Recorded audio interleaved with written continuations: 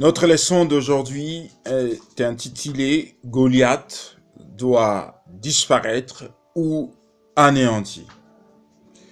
Il doit être anéanti. Pourquoi? Nous devons comprendre l'aspect disparaître. C'est ne plus être perceptible à la vue, à l'ouïe, à l'odorat, ne plus être éprouvé. La douleur doit disparaître. La souffrance doit disparaître.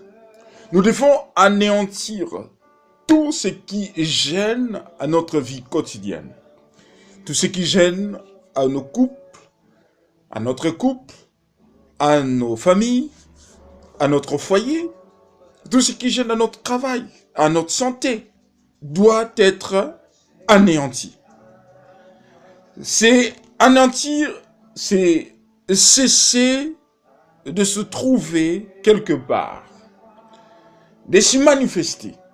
Cette souffrance qui est en toi doit disparaître, doit être anéantie, doit sortir de ton corps pour être anéantie ou mise hors d'état de nuire. Disparaître ou anéantir, c'est kathardio. En grec, c'est rendre vain, inemployé, inactif, inopérant. Faire qu'une personne ou une chose n'ait plus de compétences ou de rendement. Vous voyez?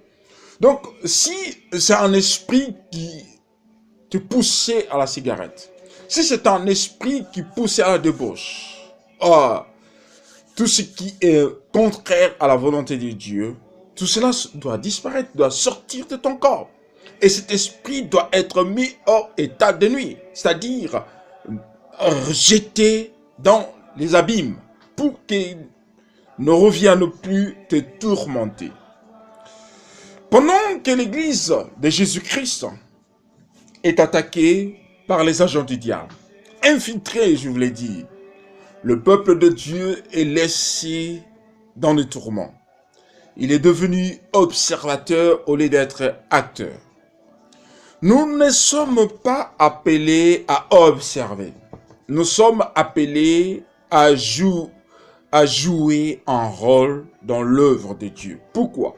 Parce que chaque église est un membre du corps de Christ. Chaque homme, une femme, est un membre du corps de Christ.